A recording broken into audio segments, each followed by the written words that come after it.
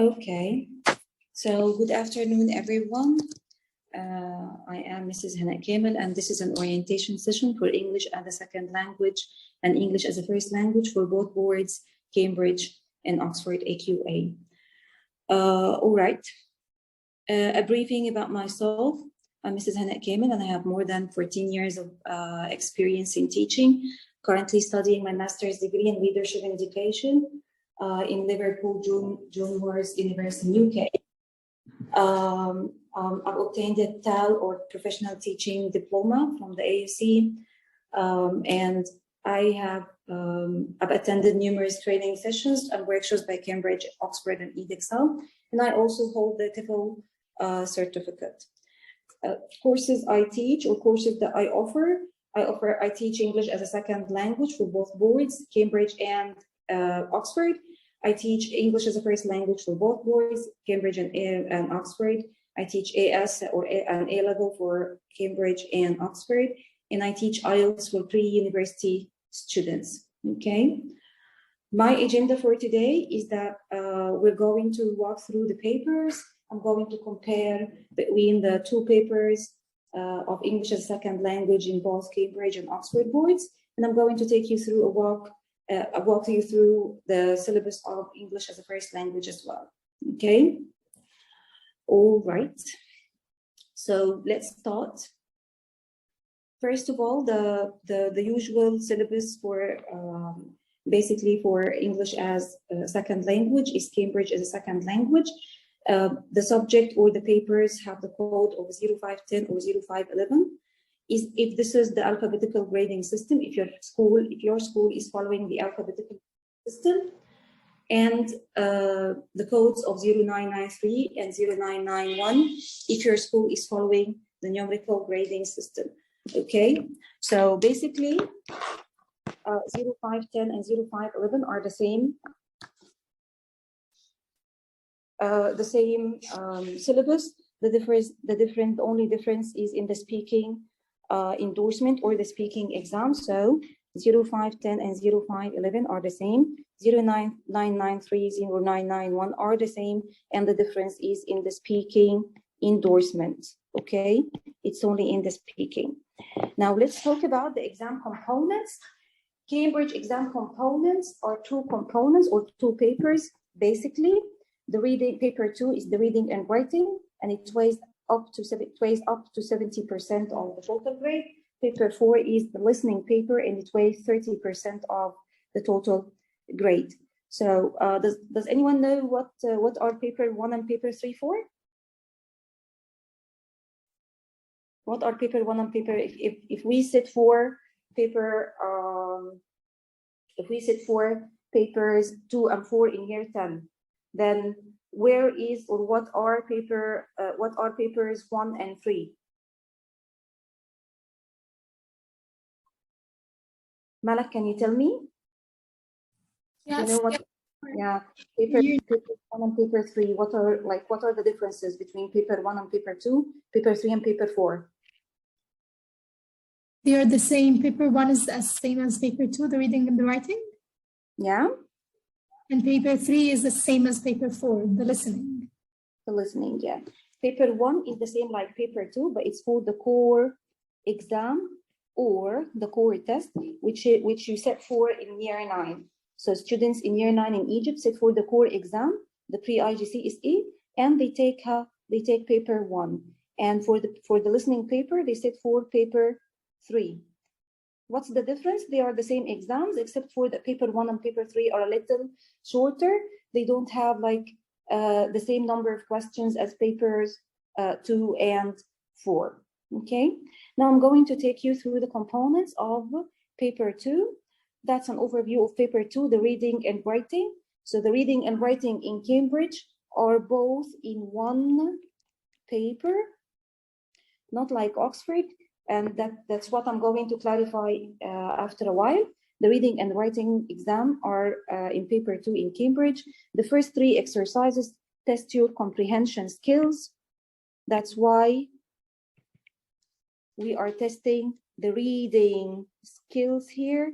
The first exercise is a comprehension exercise, just testing your reading and comprehension skills, it's for 13 marks. The second exercise is a multiple matching exercise, and it weighs for 10 marks. The third one is a note-making exercise. I give you a passage and I ask you to fill in information for 2 to 3 subtitles, and it's for 9 marks. Exercise 4 is the bridge between the reading and writing. Why is it the bridge? Because you have marks for reading, marks specified for reading, and marks specified for the writing. The marks specified for the reading are for the content that you get from the text, for the ideas. So for example, if I'm asking you to summarize the types of tourism in Egypt, for example, so the ideas that you get me about the tourism types in Egypt are going to give you the marks for the ideas. Marks for the writing skills are equal marks, and these are 8 marks, and these are for your ability to rephrase and write in your own words, your ability to rephrase and write in your own words. These are the marks for the writing, and that's exercise 4. It's for 16 marks. All the writing exercises are going to be for 16 marks. Okay, exercise 5 and exercise 6 are basically for the writing. We have 2 separate exercises for the writing skills in Cambridge. Okay, exercise 5 is the informal writing or the informal email. Exercise 6 is the formal writing or the formal email. The formal writing. The formal writing, it has 3 types. It can be an article, and it can be a review or a report. Okay, so we have 2 separate exercises for the writing, which are exercise 5, the informal email, exercise 6, the formal writing, which is for article review or report.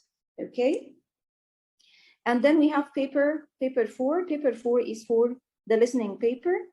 Okay, the listening paper is for 40 marks, and the duration of the exam is around approximately 50 minutes. It weighs up to 30% of the total grade. Okay, now I'm going to take you now for a walkthrough. Can you hear me well?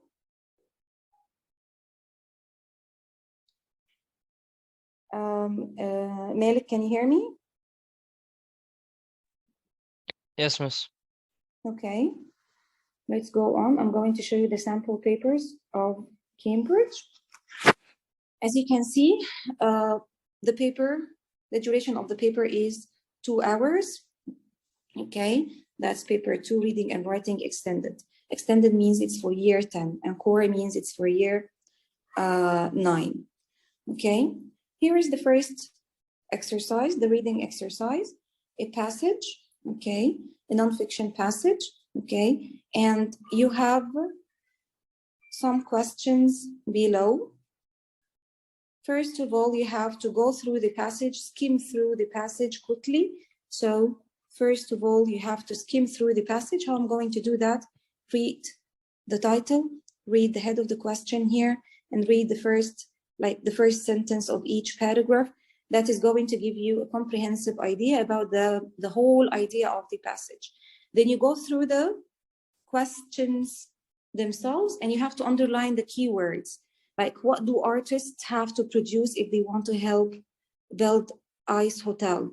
Okay, I would underline, for example, what artists produce help build ICE hotel.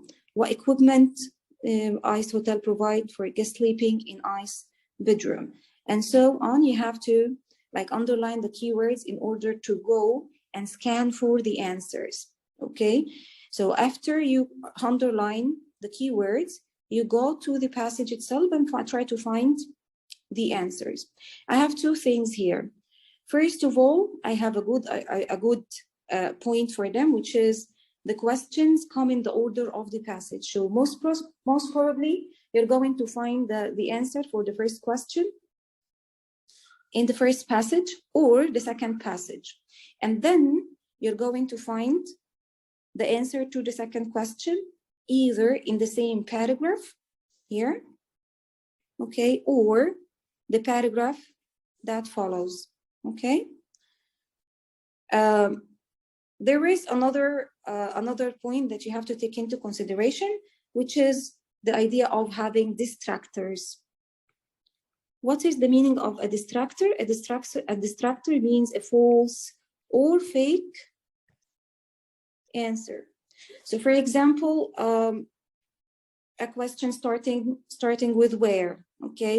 So if I have a question starting with where, ya Maryam, what am I supposed to be looking for? A place. A time or a place?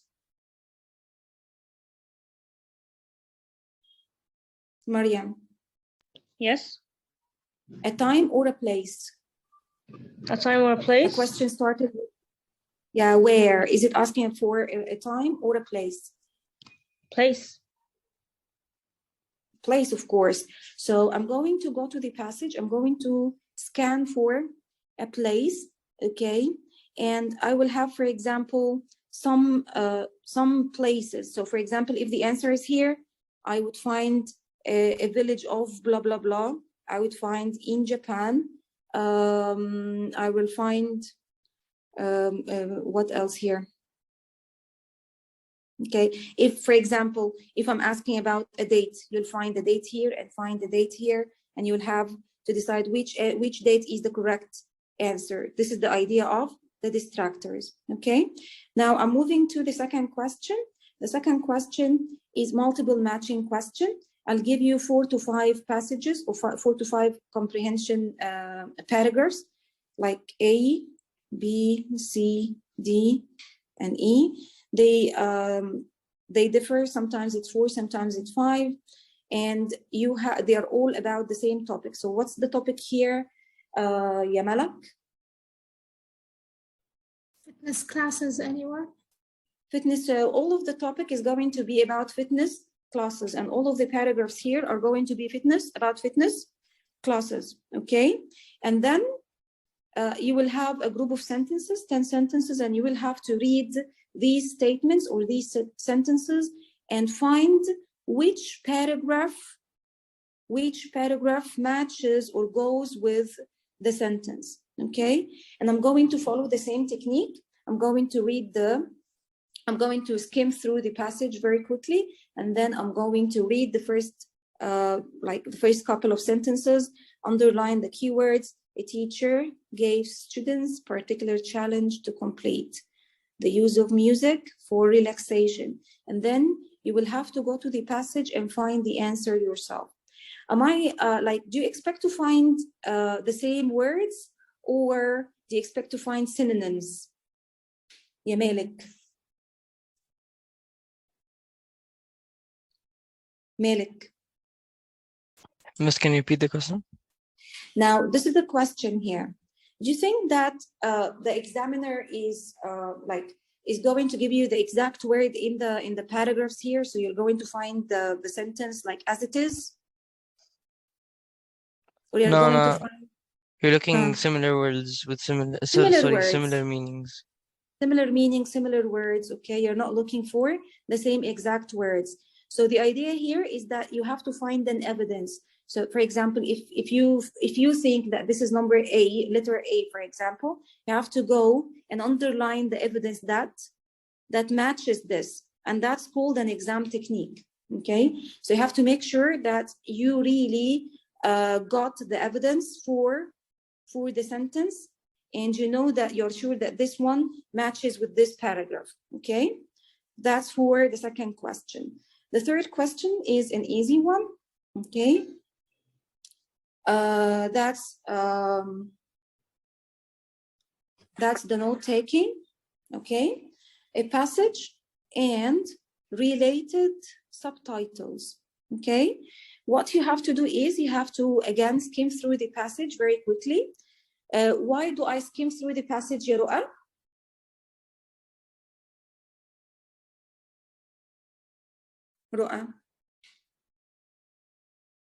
Ru'a? So I can get a brief idea about the passage. Yes, so I have to get, so I get the idea, the main idea of the passage, okay? And then I'll go to subtitles here. This is called subtitle 1. This is called subtitle 2. Sometimes there are 3 subtitles, but the total points for this is going to be 9 marks. So whether it's for 2 subtitles, if either he's asking for 2 subtitles or 3 subtitles, the total mark for this exercise is going to be 9 marks. In order to make it easier for you, you have to code the ideas. What's the meaning of code the ideas? Just give them numbers. So for example, this is aspect 1 and this is aspect 2, okay? And then after that, you go to the passage, read, and underline the related ideas. So for example, I'm going to say that this is not the answer. I'm just giving you an example. This is related to aspect 1. So I'm going to write aspect 1 here. This is related to aspect 2. So I'm going to write aspect 2 here. Here, this is related to the first subtitle. So I'm going to write 1 here. Why is that important? It is important so that when you transfer the answer from the passage to the text, to the subtitles, to the points here, you don't get confused, which is which. Sometimes you get the points, you underline the correct points, but you mix points 2, for example, with subtitle 1. I know that you got the point, and I know that you underlined it, but you copied it in the wrong place. So I cannot give you the mark. I cannot accredit you the mark. Okay, that's for exercise 3. As I told you before, exercise 4 is the bridge between the reading and writing. And starting from this exercise, you're going to be assessed for both your reading skills and your writing skills. Okay, how many marks are there for the content? Malak? 8. Malak, Can you hear me? how many marks are there for the content? Yes, 8 marks. 8 marks. And how many marks are there for the style and language? 8 also. 8 marks, okay? So the content, we said that the content equals the ideas.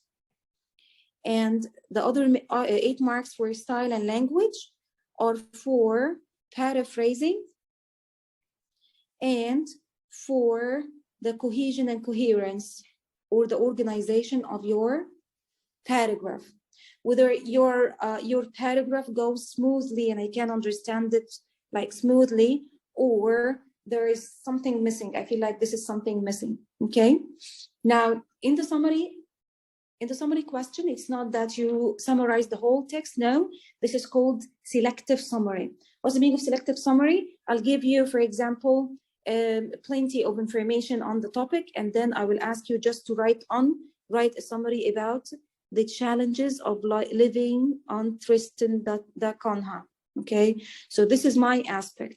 How many aspects do I have here? Here I have 1 aspect. Aspect means idea.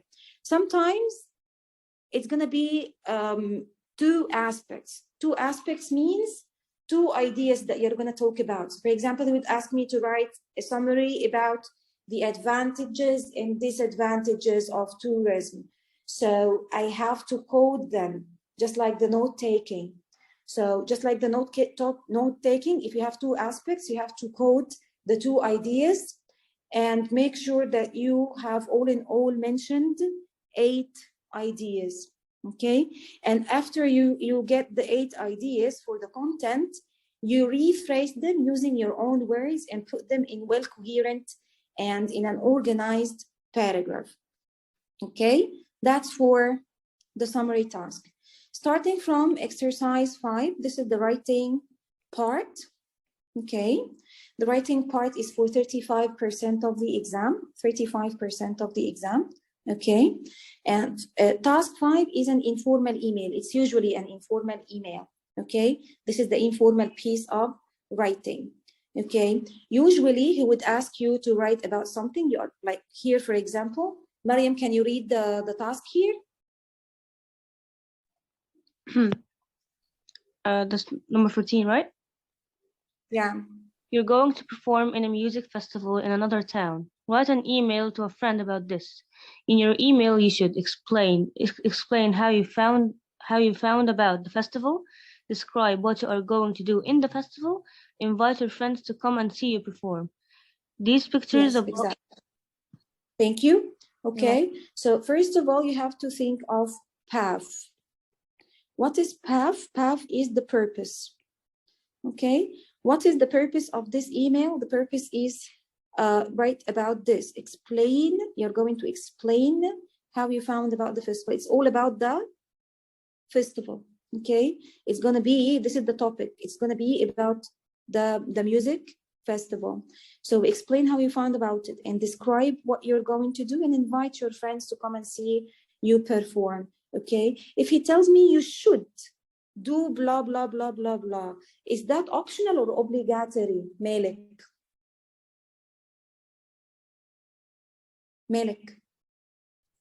You should do it.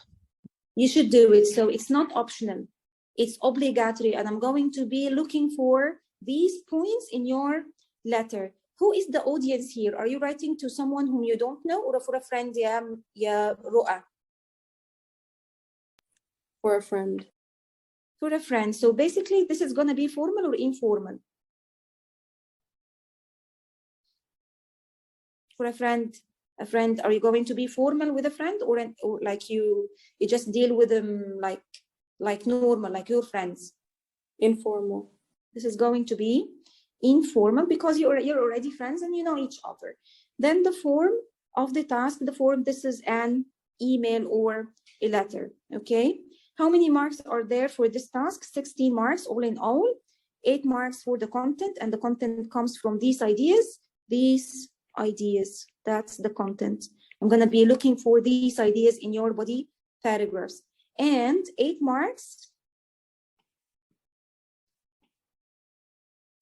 8 marks for the language accuracy, whether you wrote using correct grammar, punctuation, spelling mistakes, and whether you used ambitious vocabulary or just poor vocabulary. Okay, and your word limit here, I forgot to tell you something about the word limit. The word limit here is 150 words, and here 200, from 150 words to 200 words. And the word limit in the writing is not obligatory. You can go beyond the word limit. However, if you go beyond the word limit, that means that you are opt for doing mistakes. You can do mistakes. And the more you write, the more mistakes you do, then you lose marks for that, okay? But in the summary, you have to stick to the word limit. What's your word limit here? It's from 100 words to 120 words. The word limit in the summary task is obligatory. You cannot overlook it, okay? So you cannot go beyond the word limit in the summary task because this is summary. Come on, I'm asking you to summarize, to make it less, to write it in fewer words. So this is like a skill that you have to master, okay? And we have so many techniques for rephrasing and reducing or reduction techniques for the summary. Then I'm moving to exercise 6, okay? Exercise 6 is the formal writing, and I said before that the formal writing can be either of 3 tasks. Either of 3 tasks. Does anyone remember what are these? I do. Yes, Yamala? Article, review, report. It's going to be article, review, or report. Okay, the examiner here is testing your ability to switch from informal to formal using formal language. Okay, so he is using, or he is testing your ability to use formal language and to use formal language in the context that he's giving you. So here, for example, Malik, can you read the task here?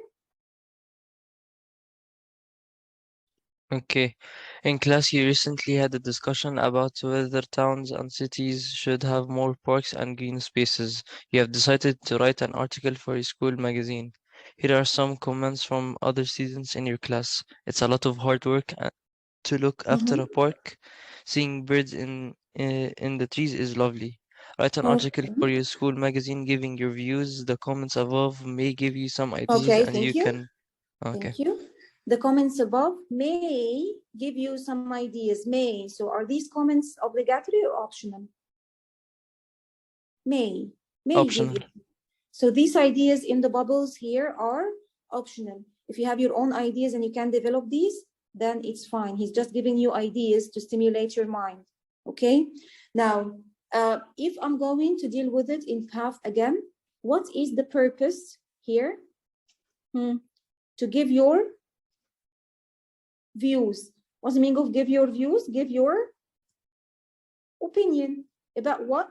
About whether towns and cities should have more parks and green spaces. So that's my purpose here, to give my opinion, okay? To talk about whether you like it, that whether you view it as advantageous or beneficial or disadvantageous and requires a lot of work and you don't recommend it, okay?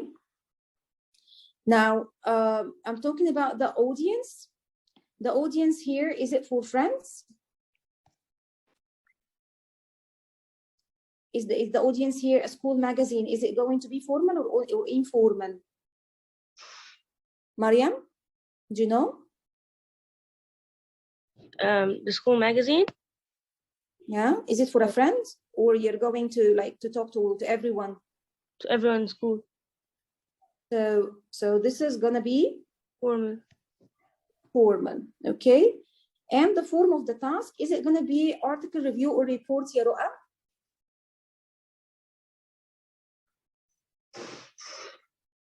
Ru'a? Can you repeat the question? Yeah, sure. I'm talking about the form of the task. That's write an article for your school magazine. It's an article, review, or report. What are you required to write? Article, review, or report in this task. It says here write an Article.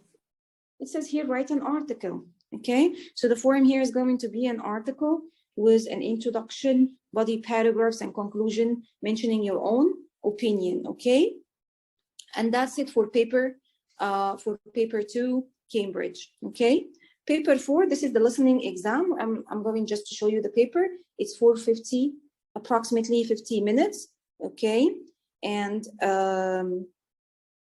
it's 440 marks, and as I told you before, it weighs 30% of the total mark. The first one is dialogues, which is a series of short dialogues and WH questions. Okay, the second one is filling the gap. The second one is just filling the gap here. Okay, so you listen to a continuous talk. Here, the track would stop after each conversation, and then you would answer these 2 questions for each conversation, four short recordings. Okay, but here that's a continuous talk. The talk should go continuously. He's not going to stop. Again, you're going to listen to the talk twice. This one is similar to the multiple matching in paper 2. It's pretty much similar. You have speakers. Okay, you have speakers, and you have to match each speaker to the corresponding or the matching letter or sentences. Okay, now and again you're going to hear the recording twice. Okay, the only difference between this and between question 2 in the reading comprehension, in the reading paper, is that the paragraphs here are conversation. You listen to the paragraphs, but there in paper 2 you read the paragraphs. That's the only difference. Okay, and again, you are not looking for the same exact vocabulary words or the same sentences. You are looking for synonyms. You are looking for the same meaning. You are looking for an evidence in each speaker's speech. Okay. Then we move to the last question here, question 7. Question 7 doesn't exist in the core paper. It exists only in the extended paper. Multiple choices, again, an interview, continuous speech, continuous interview, and you listen to the interview twice, and then you go through the exercise. It's multiple choices. The questions go by the order of the conversation, so you'll find it easy to follow up with the conversation, and it's for 8 marks. Okay, now I'm moving. That's for Cambridge. Does anyone have Any question regarding to Cambridge? Oh, the speaking. I forgot to tell you something about the speaking. Okay. The speaking in Cambridge is not obligatory. Okay. The speaking in Cambridge is 15% of the total marks. Okay, of the total mark. However, if your school doesn't set you for or doesn't ask you for to take the speaking test, you don't take it, and the 15 marks go for the listening exam or the listening paper. So basically, you have 15% for the speaking, 15% for the listening. Okay, but some schools do not sit for the speaking test, and if you don't set for the speaking test, the 15 marks go for the listening exam, and it's a total of 30%. Okay.